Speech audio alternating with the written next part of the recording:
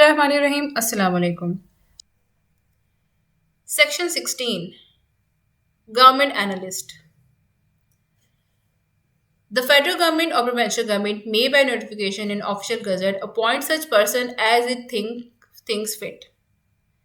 अब federal government या provincial government by notification official gazette किसी ऐसे पर्सन को अपॉइंट करेगा एज ए गवर्नमेंट एनालिस्ट जो उसको लगेगा कि ये अप्रोप्रिएट है, ये ठीक है, इसकी जो है प्रिस्क्राइब क्वालिफिकेशन है, इसका एक्सपीरियंस है, जिस अगर हम इसको अपॉइंट करेंगे एज ए गवर्नमेंट एनालिस्ट तो ये उस सीट के लिए, उस पोस्ट के लिए ये अप्रोप्रिएट है। हैविंग द प्रिस्क्राइब क्वालिफिकेशन, उसके बाद प्रिस्क्राइब क्वालिफिकेशन है जो कि गवर्नमेंट एनालिस्ट के लिए रिक्वायर्ड होती है to be the federal government analyst or as the case may be the provincial government analyst for such areas or in respect of such drugs or classes of drugs as may be specified in the notification. तो federal government या provincial government क्या करेगा, कोई भी ऐसा person जिसकी prescribe qualification हो या इन केस अगर एक्सपीरियंस अगर रिक्वायर्ड हो तो उस प्रिस्क्राइब एक्सपीरियंस हो उसके पास कि वो अपॉइंट किया जा सके as a government analyst, federal government analyst या फिर प्रोविंशियल गवर्नमेंट एनालिस्ट, अगर चाहे वो किसी स्पेसिफाइड एरिया के लिए हो उन्होंने अपॉइंट करना हो या फिर किसी क्लास ऑफ ड्रग की टेस्टिंग के लिए उन्होंने अपॉइंट करना हो या जिस पर्पस के लिए भी अपॉइंट करना हो वो उस पर्पस को नोटिफिकेशन में मेंशन कर देंगे और उसको अपॉइंट कर लेंगे। Provided that no person who has any financial interest in the manufacture, import, export or sale of drug shall be so appointed. अब कोई भी ऐसा पर्सन है जिसका फाइनेंशियल इंटरेस्ट है, यानी कि अगर कोई मैन्युफैक्चरर है या वो इंपोर्ट एक्सपोर्ट कर रहा है या वो सेल्स में इन्वॉल्व है, उसका अपना कोई बिजनेस है, तो वो उसको अपॉइंट नहीं किया जा सकता as a government analyst. Provided further that a person serving under government, federal government or another provincial government shall not be so appointed without the previous consent of the government. अब अगर किसी और board में काम कर रहा है कोई पर्सन, फेडरल गवर्नमेंट या प्रोविंशियल गवर्नमेंट के सपोज रजिस्ट्रेशन बोर्ड में कोई काम कर रहा है या प्रोविंशियल क्वालिटी कंट्रोल बोर्ड में कोई काम कर रहा है, तो उसको भी अपॉइंट नहीं किया जा सका। लेकिन वो किस बेस पे अपॉइंट किया जा सकता है कि अगर जो प्रीवियस बोर्ड है जहाँ पे वो ऑलरेडी काम कर रहा है उनको कोई इतराज़ ना हो, वो एनओसी उसको इशू कर दे तो फिर उसको अपॉइंट किया जा सकता है। अदरवाइज इस पर्पज़ में भी जैसे क्योंकि कॉन्फ्लिक्ट ऑफ इंटरेस्ट हो जाता है, जैसे हमने पीछे पढ़ा, तो इसलिए ऐसे पर्सन को भी एम्प्लॉयड नहीं किया जा सकता। Section 17 inspector. अभी इंस्पेक्टर की भी सारी वर्डिंग जो है वो ऐसे ही है जैसे सेक्शन 16 गवर्नमेंट एनालिस्ट की, सिर्फ क्या है वहाँ पर गवर्नमेंट एनालिस्ट था और यहाँ पर क्या है इंस्पेक्टर है, बिल्कुल सेम टू सेम वही वर्डिंग है। द फेडरल गवर्नमेंट और प्रोविंशियल गवर्नमेंट में by notification official gazette appoint such person as it think fit having the prescribed qualification to be federal inspector or as the case may be provincial inspector. तो federal government या provincial government किसी भी ऐसे person को appoint कर लेगा जो कि उसको लगेगा इसकी प्रिस्क्राइब क्वालिफिकेशन है कि वो एज ए फेडरल इंस्पेक्टर काम कर सके, ठीक है। और for the purpose of this act within such local limit as it may assign, वहाँ पर क्या था, स्पेसिफाइड एरिया था, स्पेसिफाइड क्लास थी। और यहाँ पर क्या है कि क्योंकि इंस्पेक्टर जो है वो स्पेसिफाइड एरिया के लिए होता है, तो फिर क्या है, सपोज अगर लाहौर है तो वहाँ पर पूरे लाहौर का एक इंस्पेक्टर नहीं होगा, वहाँ पर स्पेसिफाइड एरियाज होंगे कि हर एरिया का इंस्पेक्टर होगा और इंस्पेक्टर को अपॉइंट कर दिया जाएगा कि आपके ये इलाके हैं, यहाँ की फार्मेसीज और डिस्ट्रीब्यूशन सेटअप और मैन्युफैक्चरिंग एरिया ये आपके अंडर हैं, जिसको आपने जो है वो टाइम टू टाइम इनकी चेकिंग करनी है और एवेल्यूएशन करनी है, मॉनिटरिंग करनी है। इसी तरह उनको लोकल उनकी लिमिट्स बता दी जाएंगी इंस्पेक्टर की कि ये इस एरिया में आपका काम है और इनको आपने जो है वो मेंटेन रखना है यहाँ पर सब चीज़ें। Provide that no person who has any financial interest in the manufacture, import, export or sale of a drug shall be so appointed. अब कोई किसी को फाइनेंशियल इंटरेस्ट है, किसी का बिजनेस है, कोई इम्पोर्टर एक्सपोर्टर है, तो वो उसको अपॉइंट नहीं किया जा सकता एज ए फेडरल या provincial inspector. Provide further that a person serving under federal government or another provincial government shall not so be appointed without the previous consent of such government. ठीक है। और अगर वो किसी और बोर्ड में काम कर रहा है, गवर्नमेंट किसी और इदारे में काम कर रहा है, तो विदाउट एनओसी उसको अपॉइंट नहीं किया जा सकता। सेक्शन 18 पावर्स ऑफ इंस्पेक्टर, ये बहुत इंपॉर्टेंट है। इसमें सारी जो इंस्पेक्टर है उसकी सारी पावर्स बता दी हैं कि क्या क्या पावर्स हैं वो, जैसे हमने पीछे प्रोविंशियल क्वालिटी कंट्रोल बोर्ड की पावर्स को पढ़ा यहाँ पर, इसी तरह यहाँ पर भी सारी पावर्स बता दी हैं इंस्पेक्टर की कि वो क्या क्या कर सकता है, क्या क्या उसके पास अथॉरिटी है किसी भी जगह की इंस्पेक्शन के लिए, या इंस्पेक्शन अगर वो करता है तो वहाँ पर सैंपल ले सकता है, फिर उसको सैंपल को क्या करना है, सारी पावर्स उसकी इस सेक्शन में बता दी हैं। Subsection 1 subject to the provision of section 19। Section 19 है प्रोसीजर ऑफ इंस्पेक्टर। ठीक है, इस प्रोसीजर इंस्पेक्टर में क्या है कि अगर कोई सैंपल लेता है इंस्पेक्टर, तो वो क्या करेगा, उसको उसको फिर आगे गवर्नमेंट एनालिस्ट को भेजना है टेस्ट और एनालिसिस के, तो वो किस तरह भेजेगा, वो सारा प्रोसीजर जो है वो सेक्शन 19 में है। And of any rule made in this behalf, an inspector may, within the local limits for which he is so appointed, in any other area with the permission of licensing authority. अब ये हम पीछे पढ़ चुके हैं कि जो inspector है उसके जो है वो एरिया उसके असाइन होते हैं कि किस इस एरिया में उसने जो है वो इंस्पेक्शन करनी है, कहाँ कहाँ के उसको मेंटेन रखना है, अपने सारे उसके रूल और रेगुलेशन जो है वो सब फॉलो कर रहे हैं नहीं, उसकी सारी इंस्पेक्शन करनी है। तो उसमें क्या है कि उन एरियाज़ में या जो भी एरिया उसको असाइन किया गया है उसमें वहाँ उसकी पावर्स क्या क्या हैं। Clause A, inspect any premises wherein any drug is manufactured, the plant and process of manufacture, the means of employed for standardizing and testing the drug and all relevant records and register. अब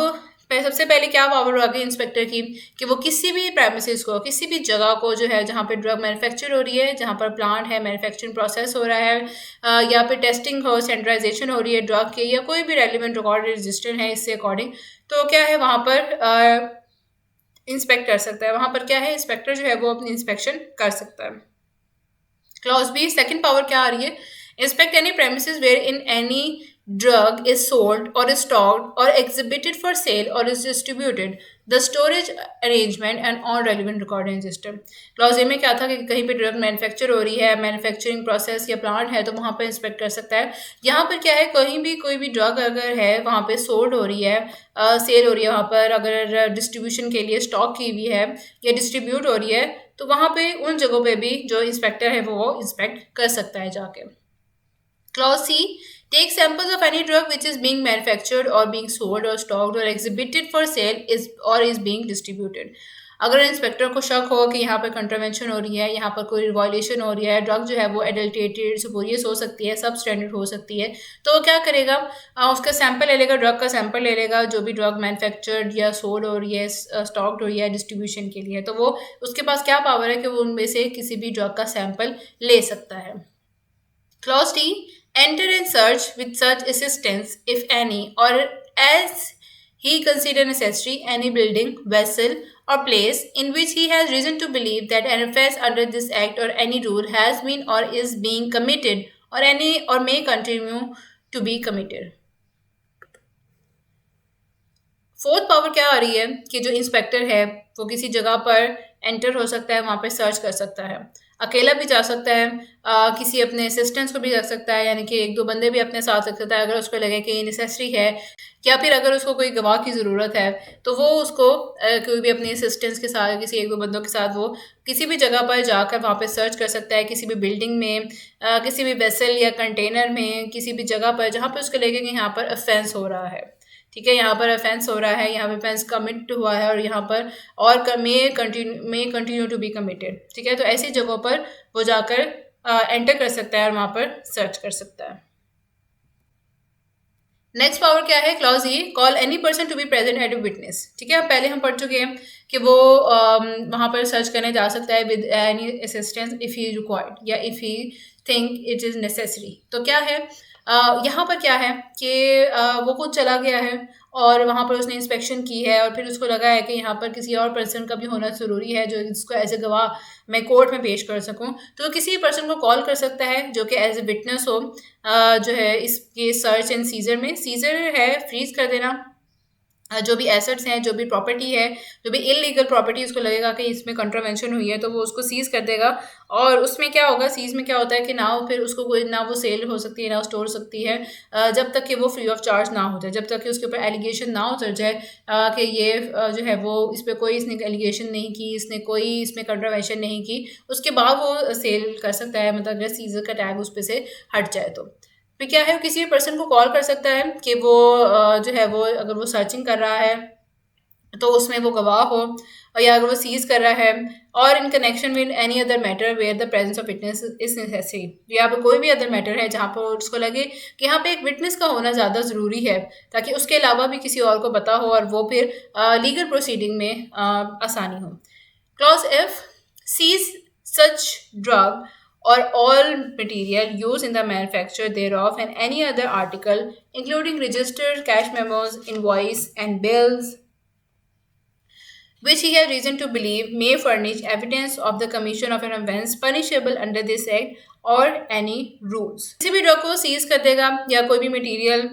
कोई भी article जिसमें even सिर्फ drug ही नहीं, register भी उसमें हो, सारी डॉक्यूमेंटेशन हो, सारे इनवॉइस एंड बिल्स वहाँ पर हो, उनको भी वो सीज कर सकता है, यानी कि उनके ऊपर भी वो फर्दर कोई और जो है वो जो भी उसका ओनर है वो उस पर प्रोसीड नहीं कर सकता, कोई भी वो सेल एंड परचेज नहीं कर सकता। और उसको लगे कि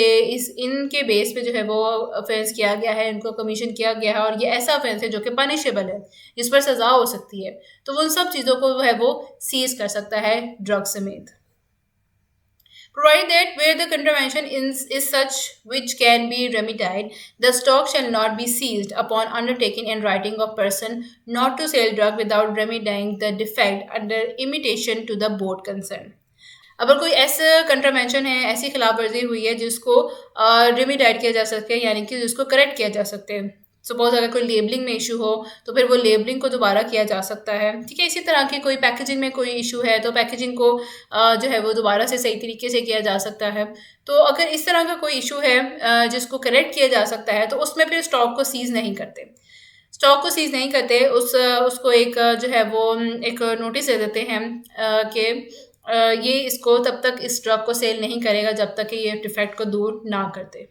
ठीक है। और साथ में क्या है, उस बोर्ड को भी वो इन्फॉर्म कर देंगे, ठीक है। उस बोर्ड को एतमाद में लेते हुए वो ये अपना डिसीजन देगा और फिर जब तक कि उसकी वो रेमेडाइड नहीं हो जाएगा, वो ड्रग का डिफेक्ट दूर नहीं हो जाएगा, तब तक कि वो सेल नहीं कर सकता, ठीक है। लेकिन उसको सीज भी नहीं करते हैं। Clause G require any person to appear before him at any reasonable time and place to give statement, assistance or information relating to or in connection with the investigation of an offence under this act or rule. अब ऊपर जैसे हमने पढ़ा कि किसी भी person को वो एज ए विटनेस जो है वो बुला सकते हैं कि वो गवाह रहे कि ये काम हुआ, यहाँ पर उसने ये सर्चिंग की है, ये ड्रग या मटेरियल सीज किया है। अब यहाँ पर क्या है, जो भी पर्सन एज ए विटनेस उसने बुलाया था उसको क्या है, उसको जब भी वो कॉल करेगा किसी रीजनेबल टाइम पे या अपनी स्टेटमेंट देने के लिए, जैसे पुलिस में अपना बयान देने के लिए या फिर कोर्ट में पेश होने के लिए, ठीक है, तो वो किसी उसको कॉल करके बुला सकता है, उसको रिक्वायर कर सकता है, तो उसको फिर आना पड़ेगा ताकि वो इन्वेस्टिगेशन जो है वो पूरी हो सके उस ऑफेंस की। Provided that the exemption under section 132 and 133 of Code of Civil Procedure 1908 shall be applicable to requisition for the attendance under this clause। जो Code of Civil Procedure के सेक्शन हैं, इन दो सेक्शन के अकॉर्डिंग जो है वो सारी जो है वो प्रोसीडिंग होगी। Clause H, lock and seal any factory, laboratory, shop, building, storehouse or godown, or a part thereof where any drug is or is being manufactured, stored, hold, or exhibited for sale in contravention of any other provision of this act or the rule। अब इस और क्या power है inspector की कि वो किसी भी फैक्ट्री को, लेबॉर्ट्री को, शॉप को, बिल्डिंग को क्या कर सकता है, लॉक करके उसको सील कर सकता है, ठीक है। जहाँ कहीं पे अगर कोई ड्रग मैन्युफैक्चर हो रही है, सोल्ड हो रही है, एग्जिबिट हो रही है, एग्जिबिट फॉर सेल या डिस्ट्रीब्यूट हो रही है, किसी भी ऐसी जगह को जहाँ पर उसको लगे कि यहाँ पर कंट्रावेंशन हो रही है, यहाँ पर लॉ की खिलाफ वर्जी हो रही है, तो वो उस फैक्ट्री को, उस पूरी जगह को ही वो लॉक और सील कर सकता है। Forbid for a reasonable period not exceeding 2 weeks or such further period which shall not be more than 3 months। जो इंस्पेक्टर है और वो बैन कर सकता है for not exceeding 2 week, 2 week से ज़्यादा का टाइम नहीं होना चाहिए, लेकिन अगर फर्दर पीरियड के लिए रिक्वायर्ड हो, मतलब 2 वीक्स के भी ज़्यादा अगर रिक्वायर्ड हो तो फिर वो 3 महीने से ज़्यादा नहीं होना चाहिए। As the inspector may with the approval of provincial quality control board, central licensing board, registration board or the licensing authority as the case may be specify any person in charge of any premises from removing or dispensing of any drug, article or other thing likely to be used in evidence of communication of an offence under this act or the rule। अब वो किस base पे ban करेगा कि अगर किसी person ने जो कि इंचार्ज है इस प्रेमिसेस का, उसने कोई भी ड्रग है उस कंट्रावेंशन उस पर हुई है, इंस्पेक्टर ने वहाँ पर उसको सीज कर दिया था और या फिर उसने उसको रिटन ऑर्डर दिया था कि इसको जो है वो करेक्ट करे, जो भी यहाँ पर डिफेक्ट है उसको करेक्ट करे, उसके बाद उसको वो सेल करे। या फिर वह ऐसा आर्टिकल था जो कि ऐसे एविडेंस यूज़ होना था लीगल प्रोसीडिंग में, और वो वहाँ का जो ओनर है, ये जो भी पर्सन है, उसने उसको वहाँ से रिमूव करने की कोशिश की, छुपाने की कोशिश की, या फिर उसको डिस्पेंस करने की कोशिश की। यानी कि उसको जो है वो प्रिपरेशन में उसको यूज़ किया और फिर उसको पेशेंट को या किसी को भी सेल कर दिया। इन सब चीज़ों के लिए, क्योंकि ये एक ऑफेंस है, वो ऑलरेडी उसको सीज़ किया हुआ था, ऑलरेडी उस पे नोटिस था कि इसको ड्रग को सेल नहीं करना, इसकी कंट्रावेंशन है। ये एज़ एविडेंस यूज़ होगी कोर्ट में या किसी भी लीगल प्रोसीडिंग में, और वो उसको वहाँ से रिमूव कर देता है या फिर उसको सेल करना शुरू कर देता है, तो उस पे क्या है, उसको वो बैन कर सकता है। इंस्पेक्टर जो है वो 2 वीक्स के लिए उसको बैन कर सकता है, या अगर ज़्यादा पीरियड रिक्वायर्ड हो तो उसको 3 मंथ्स के लिए वो उसको बैन कर देगा। और वो बैन खुद नहीं करेगा, विद द अप्रूवल ऑफ इन सारे बोर्ड की, provincial quality control board, licensing, central licensing board, registration board या फिर लाइसेंसिंग अथॉरिटी। इन सब के अप्रूवल से इंस्पेक्टर जो है वो उस पर्सन को बैन करेगा। Clause J, exercise such other power as may be necessary for carrying out the purpose of this act or any rule. या भी इसके अलावा जितने भी पावर्स बता दी हैं, ठीक है, इसके अलावा कोई पावर जो कि नेसेसरी होगी कि किसी भी पर्पस को किसी भी मिशन को पूरा करने के लिए, या कोई प्रोसीजर है उसको फुलफिल करने के लिए कोई अगर ऐसे कोई पावर रिक्वायर्ड होगी तो वो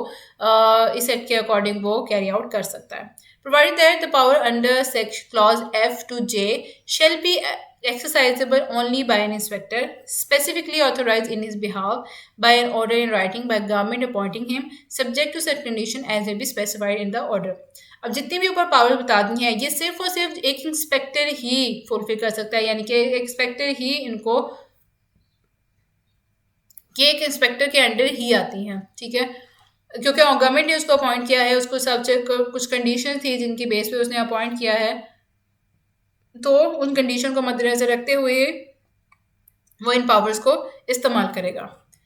Subsection 2, the provisions of Code of Criminal Procedure 1988, insofar as they are not inconsistent with the provision of this Act, shall apply to searches and seizure made under this Act। अब Code of Criminal Procedure क्या है, इसमें सारा जो proper procedure बता दिया है कि अगर कहीं पे सर्च करने हैं तो वैसे कैसे करना है, क्या प्रोसीजर उसका होना चाहिए, कहीं छापा मारना है तो फिर क्या होना चाहिए, किसी को अरेस्ट करना है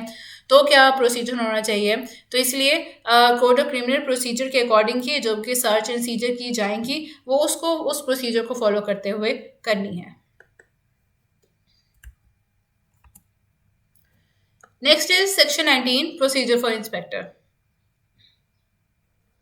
Subsection 1, where an inspector seizes any drug or any other article under section 18, he shall tender a receipt therefore in the prescribed form। अब पावर्स ऑफ इंस्पेक्टर हमने पढ़ ली, अब प्रोसीजर आ गया है। अब क्या है कि अगर इंस्पेक्टर है उसको लगा है कि कोई ड्रग है या कोई आर्टिकल है, इसमें कंट्रावेंशन हुई है, या ये जो है वो इसमें एडल्ट्रेटेड ड्रग है, ये मतलब कि प्योर नहीं है, इसमें मिलावट हुई हुई है, तो वो क्या करेगा, वो उसका सैंपल लेगा, वो उसको सीज़ करेगा। सबसे पहले तो यहाँ पर बताया कि सीज़ एनी ड्रग और एनी आर्टिकल सीज़ करेगा, और इसकी रिसीट जो है वो प्रिस्क्राइब फॉर्म में रिसीट जो है वो दे देगा, जो भी वहाँ का ओनर होगा उसको दे देगा कि ये रिसीट है, ये मैंने ड्रग यहाँ पे इसको सीज़ कर दी है, ना आप इसको सेल कर सकते हैं, ना आप इसके ऊपर कोई और फर्दर प्रोसीडिंग कर सकते हैं। Subsection 2, where an inspector takes a sample of drug for the purpose of test or analysis, he shall intimate such purpose in writing in the prescribed form to the person from whom he takes it। अब inspector जो है वो किसी drug का sample लेता है किसी premises से कि वो उसका टेस्ट और एनालिसिस करा से, क्योंकि उसको अब शक हो गया है कि वहाँ पर इसकी कंट्रावेंशन हुई है, खिलाफ वर्जी हुई है, तो फिर क्या करेगा वो इन राइटिंग प्रिस्क्राइब फॉर्म में एक फॉर्म होगा जिसके ऊपर वो लिखेगा कि ये मैन्युफैक्चरर है, ये इसका नाम है, ये ड्रग है, ये इसका सैंपल, इतने सैंपल मैंने लिए हैं, ठीक है, तो वो उस पर्सन को देगा जिस पर्सन से वो सैंपल ले रहा है। And in the presence of such person unless he wilfully absent himself, और उस पर्सन की मौजूदगी में क्या करेगा, shall divide the sample into 5 portion, वो 5 पोर्शन में डिवाइड करेगा। उस पर्सन की मौजूदगी में करेगा। अगर वो विलफुली जो है वो वहाँ पे नहीं रहना चाहता, वो कह देता है कि मैं यहाँ पे, आप कर लें, आपने करना है, वो अगर आपको पूरी आज़ादी दे देता है कि आप मुझसे से जो है वो सैंपल कर लें, यहाँ पर जितने आपने पोर्शन ले रहे हैं ले लें, तो ठीक है, नहीं तो जो है वो उसकी प्रेजेंस में ये काम हो सकता है। इसकी प्रेजेंस में ये काम करना है अनलेस अनटिल वो विलफुली जो है वहाँ से एब्सेंट होना चाहता है। तो क्या है, जो सैंपल उसने लिया उसको 5 पोर्शन में डिवाइड करना है, effectively seal and mark the same and permit such person to add his own seal if any mark to all or any of the portion to seal or mount. अब जो 5 portion उसने किए, सब portions को उसने suitably seal किया, उनको mark किया और उस पर अपनी सील लगा दी कि ये इंस्पेक्टर है, अपनी सील उसने उस पर मेंशन कर दी कि इंस्पेक्टर की सील है, और ताकि जो है वो कोई भी उसको खोल ना सके, कोई भी उसमें जो है वो फर्जी या फिर कंट्रावेंशन उसमें ना कर सके। Provided that where the sample is taken from the premises where on the drug is being manufactured, it shall be necessary to divide the sample into 3 portions only। और अगर कोई सैंपल किसी मैन्युफैक्चरिंग प्लेस से लिया है तो उसको सिर्फ 3 पोर्शन में डिवाइड करना है। Provided further that where the drug is made up in container of small volume, अगर कोई ड्रग है और वो स्मॉल वॉल्यूम है उसका, उसके कंटेनर्स का, instead of dividing a sample as aforesaid, the inspector may, and if the drug be such that it is likely to deteriorate or be otherwise damaged by exposure, shall take 3 or 4 as the case may be of the said container after suitably mark the same and where the necessary in sealing them। अब सबसे पहले हमने पढ़ा कि उसको 5 portions में divide करना है, जो भी ड्रग उसको मिले उसका सैंपल लेके। सेकंड में हमने पढ़ा कि जो भी ड्रग है वो मैन्युफैक्चर्ड हो रही है उसको 3 पोर्शंस में डिवाइड करना है। अब यहाँ पर ये बात हो रही है, अगर कोई ड्रग है उसके स्मॉल वॉल्यूम कंटेनर है, और या फिर कोई ऐसी ड्रग है कि अगर उसका आप डिवीजन करेंगे, उसकी सैम्पलिंग करेंगे तो वो डिटीरियोरेट हो सकती है या वो डैमेज हो सकती है, तो फिर क्या है, उस केस में जो है वो कंटेनर्स ही ले लेंगे, तो कि 3 से 4 कंटेनर ले लेंगे और फिर उनको सूटेबली मार्क और सील कर देंगे। Provided further that if the content of one container are insufficient for the laboratory test and analysis, the inspector may increase the number of container in order to make the sample sufficient for this purpose। अब जो inspector ने sample लेना है, जब भी वो sampling करेगा किसी भी ड्रग की, तो वो क्या है, उसने वो सैंपल इस पर्पज़ के लिए करनी है कि उसकी टेस्टिंग हो सके। ठीक है, वो यहाँ से गवर्नमेंट एनालिस्ट को डिस्पैच करेगा चीज़ें और गवर्नमेंट एनालिस्ट की टेस्टिंग करेगा। और अगर कोई सैंपल या कंटेनर में ड्रग इतनी कम है कि उसके वो उसको फील हो रहा है कि ये इनसफिशेंट है for the purpose of testing, तो वो क्या करेगा, वो नंबर ऑफ कंटेनर इंक्रीज़ कर सकता है ताकि उसकी प्रॉपर टेस्टिंग या एनालिसिस हो सके। Subsection 3, inspector shall restore one portion of a sample so divided or one container। जो भी अगर 1 कंटेनर है, अगर ये डिवाइड किया है तो वो एक पोर्शन जो है वो रीस्टोर करेगा, as the case may be to the person from whom is take it. उस पर्सन के जिससे उसने लिया है, अगर इन केस अगर वो कर सकता है या अगर वो रिक्वायर्ड करे पर्सन, तो एक पोर्शन जो है वो उसको दिया जा सकता है। And shall retain the remainder and dispose of the same within 7 days as follows. और बाकी जो पोर्शन है उनको जो है वो अपने पास रखेगा और फिर एक एक करके वो भेज देगा जो भी कंसर्न अथॉरिटी है, जो भी प्रिस्क्राइब प्रोसीजर है, विद इन 7 days। अब विद इन 7 days उसको किस किस को भेजना है, 1 portion or sample shall send to the government analyst if so specified by the Prevention Quality Control Board to the board for sending it to the notified drug laboratory। सबसे पहला काम, क्योंकि उस ड्रग की टेस्टिंग होनी है, उसके analysis होना है, तो सबसे पहले उसको गवर्नमेंट एनालिस्ट के पास भेजा जाएगा या फिर कोई और लेबॉर्ट्री जिस प्रोवेंशन क्वालिटी कंट्रोल बोर्ड ने नोटिफाई किया हो कि यहाँ पर सैंपल भेजना और यहाँ से टेस्टिंग होगी। सेकंड जो पोर्शन है वो भेजना है चेयरमैन को, प्रिवेंशन क्वालिटी कंट्रोल बोर्ड और सेंट्रल लाइसेंसिंग बोर्ड को और रजिस्ट्रेशन बोर्ड को। इन तीनों को एक सैंपल, तीनों को जो है वो किसी भी एक बोर्ड को एक सैंपल भेजना है।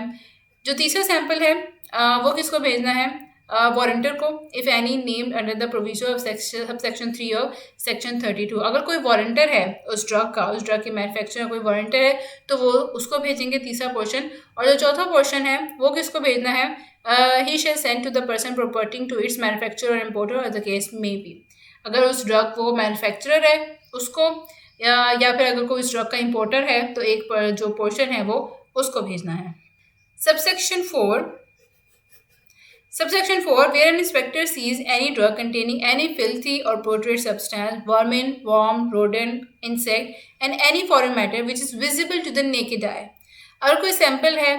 इंस्पेक्टर ने और उसको नेकेड आई से ही पता चल रहा है कि ये इसमें कोई वर्म है, कोई इंसेक्ट है या इसमें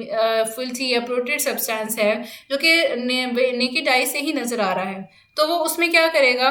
the sample is such that is it can not और नीडेड टू बी डिवाइडेड, तो उस सैंपल को डिवाइड करने की ज़रूरत नहीं है।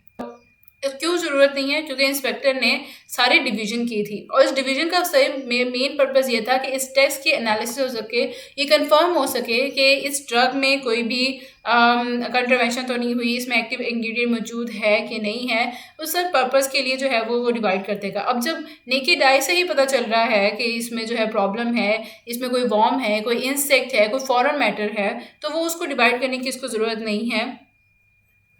He shall effectively seal and suitably mark the same and permit the person from whom he sees the drug to add his own seal, if any, and mark it too, and shall proceed the same before the drug court or central licensing board or the registration board, as the case may be, before which proceeding are instituted or action is initiated in respect of the drug. उसको वो divide नहीं करेगा, as a whole उस drug को सबको ले लेगा, पूरी ड्रग को ले लेगा, उसको सील करेगा, उसको मार्क करेगा और अपनी सील उसके ऊपर लगाएगा और जो प्रोसीजर है उसको फॉलो करेगा। यानी कि अगर उसको ड्रग कोर्ट के पास उसको भेजना है या सेंट्रल लाइसेंसी बोर्ड को या रजिस्ट्रेशन बोर्ड के पास, जो भी प्रोसीजर है उसका वो उसको फॉलो करेगा ताकि उसके ऊपर फर्दर जो है वो लीगल प्रोसीडिंग हो सके। क्योंकि वो तो फिर डायरेक्ट केस बन जाता है कि ये तो नेकेड आई से ही पता चल रहा है कि इसमें प्रॉब्लम है, इसमें जो है वो फॉरेन मैटर है जो कि डेंजरस है ह्यूमन हेल्थ के लिए। ठीक है, तो उसके ऊपर फौरन से जो है वो फिर वो लीगल प्रोसीडिंग उस पर स्टार्ट हो जाएगी। उसके लिए टेस्टिंग की ज़रूरत नहीं है।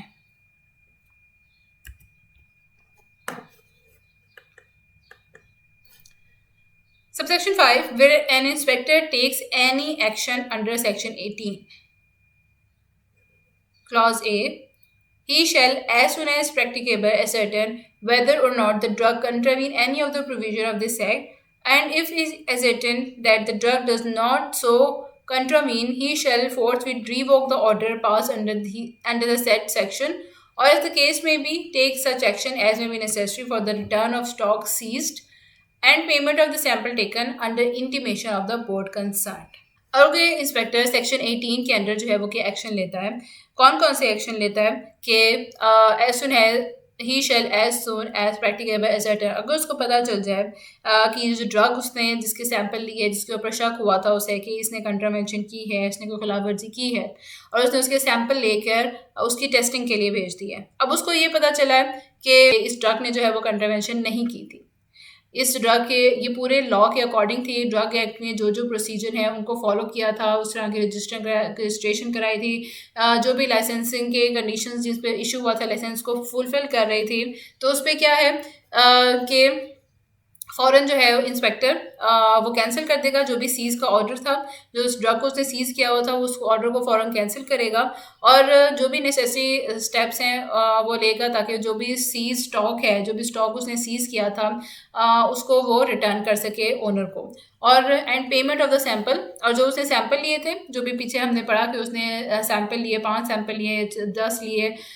4 लिए, जितने भी सैंपल लिए उन सैंपल की वो पेमेंट करेगा। ठीक है, तो अगर कोई इंस्पेक्टर सेक्शन 18 के अंडर कोई ड्रग सीज करता है और बाद में उसको इन्वेस्टिगेशन होती है, फिर उसको पता चलता है कि इस ड्रग ने कोई कंट्रावेंशन नहीं की, कोई खिलाफ वर्जी नहीं की है, तो वो जो भी रिवोक ऑर्डर था, जो भी रिवोक कर देगा उस ऑर्डर को, कैंसिल कर देगा, जो भी सीज करने का ऑर्डर था उसको कैंसिल करेगा, जो भी स्टॉक उसने सीज किया था वो रिटर्न करेगा और जो सैंपल लिए थे उसने उस ड्रग में से उनकी पेमेंट वो करेगा। Clause B, if he sees the stock of drug, he shall, as soon as may be, inform the board concerned and take it order to the custody thereof. तो जो भी वो ड्रग सीज करेगा तो वो ये नहीं कि अपनी मर्जी से कर सकता है, एक तो बोर्ड का जो है वो उसका कंसेंट होना ज़रूरी है, तो सीज करने के बाद भी उसको बोर्ड को इन्फॉर्म करना है। Provided that where a federal inspector is not competent to take action under Section 30, he shall, as soon as may be, report the matter and hand over the stock, if any, to the prevention inspector for further action under this act. अगर कोई federal inspector है वो competent नहीं है या उसके पास ये power नहीं है कि वो सेक्शन 30 के अंडर जो है वो कोई भी एक्शन ले सके। ठीक है, सेक्शन 30 हम आगे पढ़ेंगे। सपोज अगर बहुत सारी पावर्स हैं, उसके बाद बहुत सारा बर्डन है और वो नहीं प्रॉपरली अपना कोई एक्शन ले सकता, तो वो क्या करेंगे, तो फेडरल इंस्पेक्टर जो है वो ये जो केस होगा वो प्रोवेंशियल उस प्रोविंस के इंस्पेक्टर के पास वो उसको ट्रांसफ़र कर देंगे, उसको हैंड ओवर कर देंगे उसको, फिर फर्दर इन्वेस्टिगेशन जो है वो प्रोवेंशियल इंस्पेक्टर करेगा। Subsection 6. The provincial inspector on finding any contravention of this act shall, unless the board otherwise directs, always refer the case to the Provincial Quality Control Board and seek order as to the action to be taken in respect of such contravention. अब वो provincial inspector है, उसने इस act में किसी भी जगह पे उसने किसी प्रेमिसेस पे कोई कंट्रावेंशन देखी है, कोई भी फाइंडिंग देखी है जिसमें उसे लगे कि यहाँ पे रूल लॉ की खिलाफ वर्जी हो रही है, तो वो क्या करेगा, बोर्ड को रेफर करेगा, बोर्ड से कंसल्ट करेगा। और प्रोविंशियल इंस्पेक्टर जो है वो प्रोविंशियल क्वालिटी कंट्रोल बोर्ड से करेगा कंसर्न, और फिर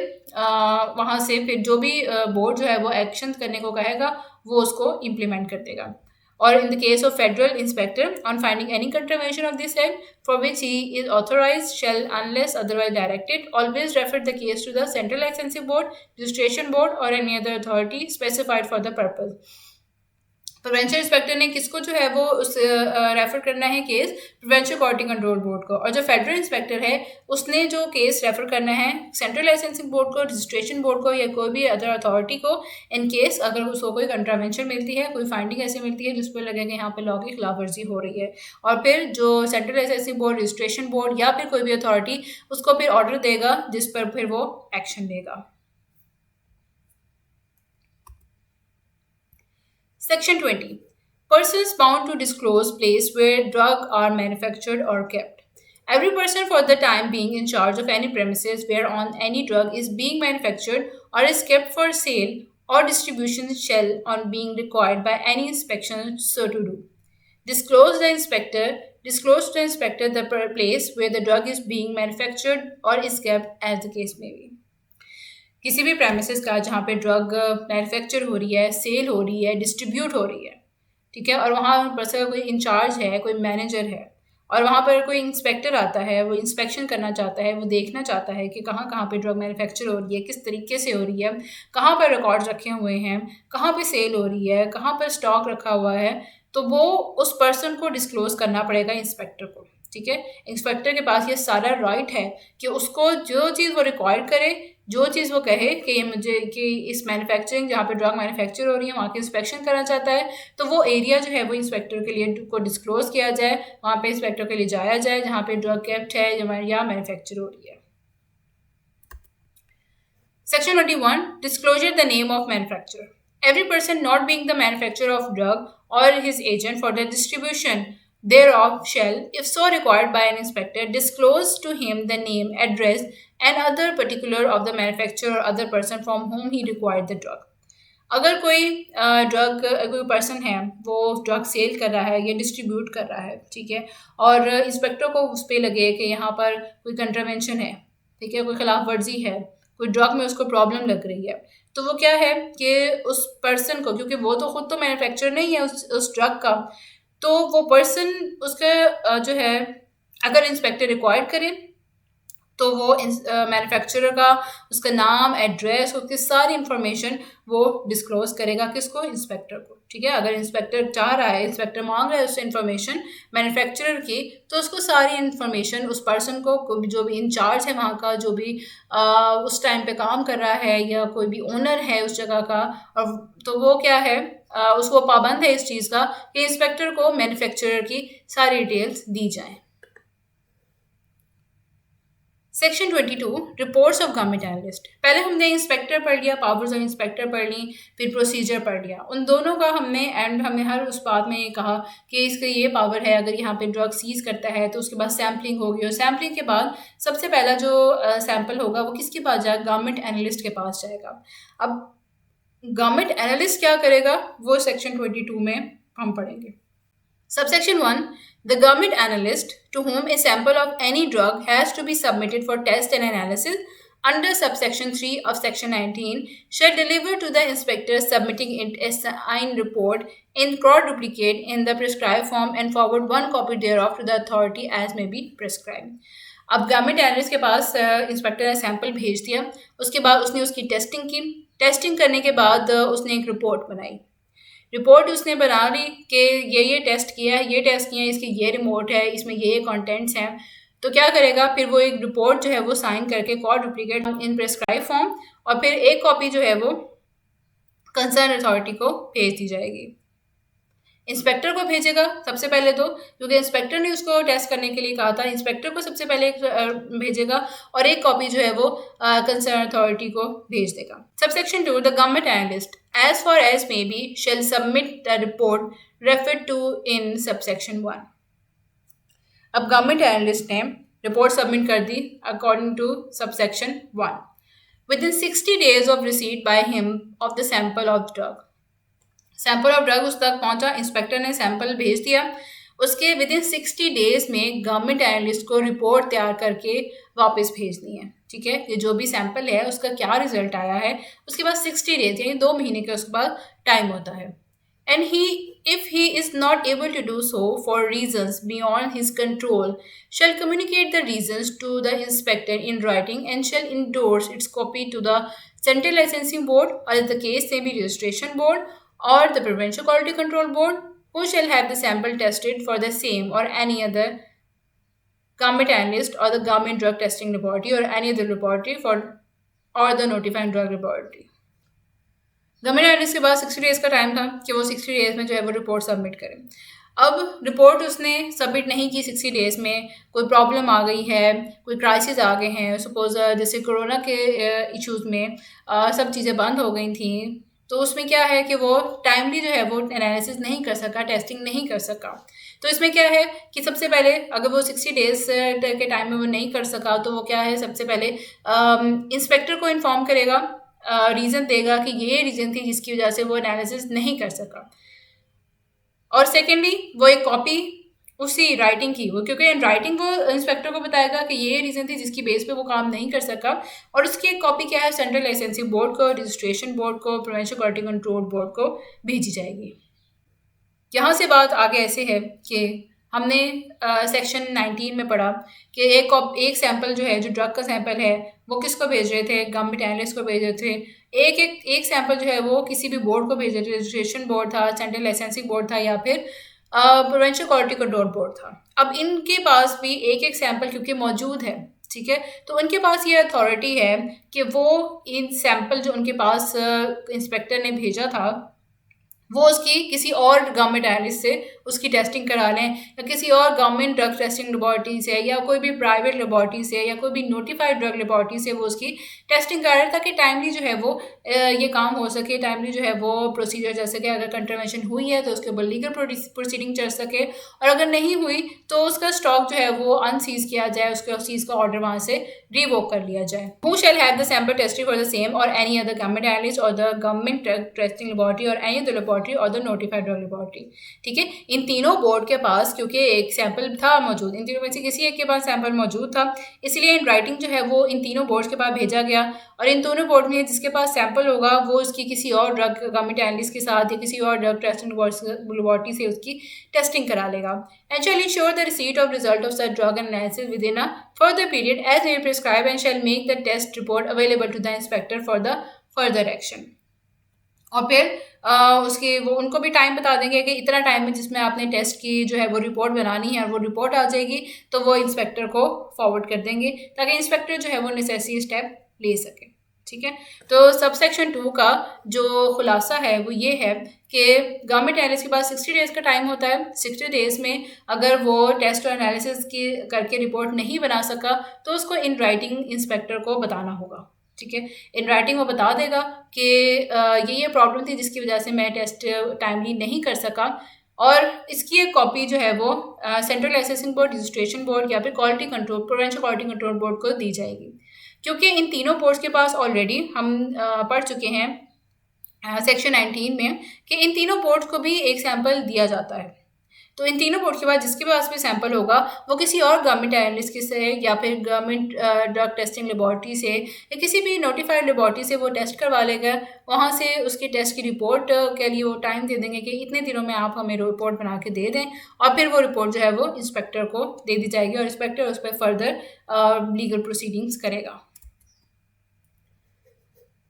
subsection 3, on receipt of the report the inspector shall. अब रिपोर्ट मिल गई है इंस्पेक्टर को, अब इसके बाद इंस्पेक्टर क्या करेगा? Clause A, deliver one copy there of to the person from whom the sample was taken. जिस पर्सन का सैंपल लिया था एक रिपोर्ट उसको भेजेगा। Clause B, forward one copy to the warrantor if any named under the proviso to subsection 3 of section 32। एक copy अगर वारंटर है उस मैन्युफैक्चरिंग कंपनी का, तो फिर क्या है, एक उस वारंटर को भेजा जाएगा। Clause C, forward one copy to the central licensing board or as the case may be the registration board or the provincial quality control board or for its direction as the action to be taken on the reports. और एक copy central licensing board, registration board या फिर provincial quality control board को भेजी जाएगी ताकि वो direction issue करें इंस्पेक्टर को कि आगे उसको कौन कौन से नेसेसरी स्टेप्स लेने हैं। Clause D, retain the fourth copy for the use in prosecution और फॉर एनी अदर पर्सन। और जो फोर्थ कॉपी है वो इंस्पेक्टर जो है वो अपने पास रखेगा। अब ये 4 कॉपी है, आप देख लें जैसे हमने पिछले उसमें पढ़ा कि कॉड डुप्लीकेट, ठीक है, इसकी 4 कॉपीज बनेगी। तो 4 कॉपीज जो है वो सबको जो है वो फॉरवर्ड इस तरीके से होंगे। Subsection 4, notwithstanding anything contained in any of the law for the time being in force, any document purporting to be a report signed by a government analyst or the notified drug laboratory shall be admissible as evidence of the fact stated therein without formal proof or such evidence shall be conclusive. अब जो भी report भेजी government analyst ने, वो report जो है वो as a evidence use होगी। उसके लिए कोई भी प्रूफ नहीं चाहिए होगा कि ड्रग को लाया जाए, ड्रग को देख के फिर उसको जो है वो उसे फैसला सुनाया जाएगा। जो रिपोर्ट होगी वो एज ए प्रूफ काफ़ी होगी और एज ए एविडेंस कि उस पर जो है वो फैसला सुनाया जा सके, ठीक है, क्योंकि वो नोटिफाइड ड्रग लेबॉर्ट्री का है, वो गवर्नमेंट एनालिस्ट से साइन हुआ है वो रिपोर्ट, और गवर्नमेंट एनालिस्ट जो है वो गवर्नमेंट ने अपॉइंट किया है, वो क्वालिफाइड पर्सन है। तो उसकी जो टेस्टिंग है उस पर जो साइन होंगे उसके वो एज ए प्रूफ होगा वो रिपोर्ट कि ये जो है रिपोर्ट इस ड्रग की है। तो उसके लिए कोई भी फॉर्मल प्रूफ की ज़रूरत नहीं है। Unless the person from whom the sample was taken or said warrantor had within 30 days of the receipt of a copy of the report notified in writing to the inspector or provincial quality control board, as the case may be central licensing board or registration board or the drug court, before which any proceeding in respect of sample was pending, that he intend to adduce evidence in contravention of the report. यहाँ तक बात हमने की थी कि government analyst ने जो report दी वो एज ए एविडेंस काफ़ी होगी, उस पर फैसला हो सकता है। लेकिन अगर कोई पर्सन है, ठीक है, उसके खिलाफ फैसला है, मतलब उस रिपोर्ट में आ गया है कि जो ड्रग ने है जो कंट्रावेंशन की है, तो उसमें जो पर्सन है जिसे सैंपल लिया था या वारंटर है, वो उस रिसीव्ड के जो भी रिपोर्ट मिली थी उनको, गवर्नमेंट एनालिस्ट की रिपोर्ट पर्सन को मिली, उसके 30 डेज में वो इंस्पेक्टर को, प्रोविंशियल क्वालिटी कंट्रोल बोर्ड को या सेंट्रल लाइसेंसिंग बोर्ड को या रजिस्ट्रेशन बोर्ड को या ड्रग कोर्ट को वो इन राइटिंग लिखेगा, उनको कहेगा कि यहाँ इस रिपोर्ट में कंट्रावेंशन हुई है, मतलब कि ये रिपोर्ट गलत है, हमारी ड्रग में ऐसे कोई प्रॉब्लम नहीं थी, कोई इसने खिलाफ वर्जी नहीं की, हम तो लॉ के अकॉर्डिंग चल रहे थे, इसमें कोई भी एडल्ट्रेटेड, सुपोरियस या ये ड्रग सब स्टैंडर्ड नहीं है, ठीक है। तो वो यानी कि अपील करेगा एक तरह की, ठीक है, जैसे हमने एपीलेट बोर्ड पढ़ा था, इस तरह यहाँ पर क्या है, वो एक अपील करेगा इस रिपोर्ट के खिलाफ कि इस रिपोर्ट में कोई प्रॉब्लम है, ये रिपोर्ट जो है वो सही नहीं है, हमारी ड्रग में कोई प्रॉब्लम नहीं था, तो इसकी टेस्टिंग दोबारा की जाए। तो ये विद इन 30 डेज उसको ये काम करना है। जब उसको गवर्नमेंट एनालिस्ट की रिपोर्ट मिल जाएगी, उसके विद इन 30 डेज उसको ये सारी चीज़ें करनी है। Where a person, subsection 5, where a person has under subsection 4 notified his intention for adducing evidence in contravention of report of government analyst or the notified drug laboratory, provincial quality control board, as the case may be central licensing board or registration board or drug court, may of its own motion or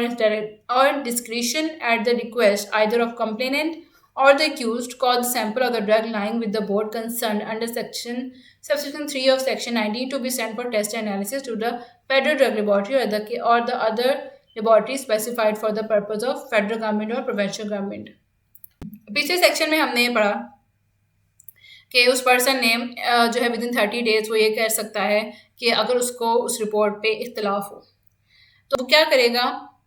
जिस laboratory से testing हुई है या government analyst की जो भी reports हैं, ठीक है, उसको ये नोटिफाई करेगा और अपनी टेंशन जाहिर करेगा कि ये रिपोर्ट गलत है, मेरी ड्रग में ऐसा कोई मसला नहीं था, उसने कोई कंट्रावेंशन नहीं की है, तो रिपोर्ट में प्रॉब्लम है। अब आप ये देखें कि हमने पढ़ा कि already provincial quality control board, central licensing board, registration board के पास ऑलरेडी एक सैंपल होता है, ठीक है, जिसको हम वो पहले भी यूज़ कर सकते हैं कि अगर गवर्नमेंट एनालिस्ट ने प्रॉपर्ली टाइम पे नहीं किया, प्रॉपर्ली टाइम पे उसने टेस्टिंग नहीं की, तो वो तब भी अपना सैंपल यूज़ कर सकते हैं। और यहाँ पर भी अगर कोई अपनी रीटेस्टिंग करवाना चाहता है, ठीक है, वो रीटेस्टिंग अपना करवाए तो उस पर भी वो सैंपल यूज़ हो सकता है, ठीक है, जो अगर सेंट्रल लाइसेंसिंग बोर्ड या रजिस्ट्रेशन बोर्ड के पास मौजूद है वो इसकी दोबारा सैंपल टेस्टिंग करवा लेंगे कि ताकि जो कंप्लेनेंट है, जिसने शिकायत की है, जिसने कंप्लेन की है, उसकी शिकायत को दूर किया जा सकता है, उसका शक दूर किया जा सके। Cause the sample of drug lying with the board concerned under subsection 3 of section 19, ठीक है, subsection 3 के section 19 में हमने पढ़ा था कि इन बोर्ड के पास भी एक सैंपल है, तो वो क्या करेंगे, वो sample to be sent for the test analysis to the federal drug laboratory, वो फेडरल लेबॉरेटरी में टेस्टिंग के लिए या फिर कोई और लेबॉरेटरी जो कि स्पेसिफाइड है इस पर्पज़ के लिए, फेडरल गवर्नमेंट या प्रोविंशियल गवर्नमेंट ने इस पर्पज़ के लिए स्पेसिफाई किया है कि वो टेस्ट और एनालिसिस करेगा और वो रिपोर्ट बनाकर कंसर्न अथॉरिटी को भेजेगा, तो उससे वो टेस्टिंग करा लेंगे और under the authority of the person for the time being in charge of the federal drug laboratory और as a case may be such of the laboratory the result thereof such report shall be conclusive evidence of the fact stated therein. अब जो result आएगा, ठीक है, सबसे पहले एक test हुआ, उस पर जो है वो जो भी पर्सन था जिसकी वो ड्रग थी उसको एतराज़ हुआ, उसने कंप्लेन की कि रिपोर्ट जो है वो गलत है। अब जो भी बोर्ड्स हैं उनके पास एक सैंपल मौजूद है, वो इस सैंपल की फर्दर टेस्टिंग करवा लेते हैं किसी भी फेडरल लेबॉरेटरी से या कोई भी लेबॉरेटरी जिसको फेडरल गवर्नमेंट या प्रोविंशियल गवर्नमेंट ने असाइन किया हुआ है, उसका वो टेस्ट करवा लेंगे। उस टेस्ट की जो रिपोर्ट आएगी, ठीक है, वो रिपोर्ट जो है वो फाइनल होगी। अब उस रिपोर्ट पे फर्दर कोई कंप्लेन नहीं हो सकती, उसको इस रिपोर्ट पे फर्दर कोई अपील नहीं हो सकती है, जो रिपोर्ट आएगी उसी पर फैसला दे दिया जाएगा, ठीक है, वो फाइनल होगा, वो रिपोर्ट फाइनल होगी, चाहे वो उसके हक में हो या उसके खिलाफ हो जिस पर्सन की ड्रग है। Subsection 6, the cost of a test or analysis made by federal drug laboratory or the other laboratory under subsection 5। अब सेक्शन 5 क्योंकि कंप्लेन की थी पर्सन ने, कंप्लेन के आंसर में उन्होंने फर्दर दोबारा उस ड्रग की टेस्टिंग करवाई, ठीक है, shall be paid by the complainant or accused as the drug court और the board concerned shall directed. तो उसकी जो पेमेंट है, उस टैक्स की पेमेंट जो है वो कौन देगा, वो कंप्लेनेंट देगा, जिसने शिकायत की, जिसको मसला था, जो कि ओनर था, जिसने कहा था कि उसकी ड्रग में कोई प्रॉब्लम नहीं है, ठीक है, तो रीटेस्टिंग हो रही है, उसकी पेमेंट सारी जो है वो कंप्लेनेंट देगा या एक्यूज देगा, जो और ये जो है वो ड्रग कोर्ट या बोर्ड जो है वो उसको डायरेक्ट कर देगा कि ये वो पहले ही उनको सब चीज़ें बता देंगे कि ये अगर आप रीटेस्टिंग कराएंगे तो इसके सारे आपको पेमेंट भी आपको ही देनी पड़ेगी। तो इस तरह जो एक ओवरव्यू मैं इसका दे देती हूँ गवर्नमेंट एनालिस्ट का कि फेडरल जो इंस्पेक्टर है उसने सैंपल डिवीजन करके उसने गवर्नमेंट एनालिस्ट को भेजा, गवर्नमेंट एनालिस्ट ने विदिन 60 डेज में रिपोर्ट तैयार करके टेस्ट और एनालिसिस की वापस इंस्पेक्टर को भेजनी है। अगर वो 60 डेज में ये काम नहीं कर सका तो उसको क्या करना है कि वो इन राइटिंग इंस्पेक्टर को बता देगा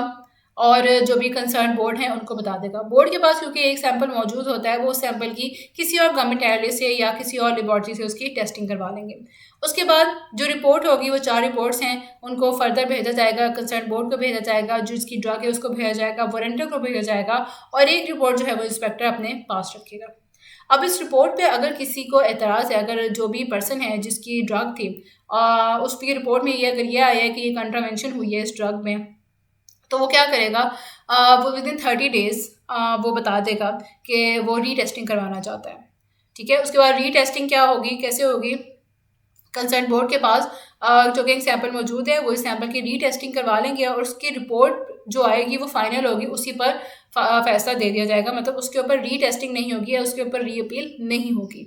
और एट द एंड जो रीटेस्टिंग होगी इसकी सारी कॉस्ट जो है वो कंप्लेनेंट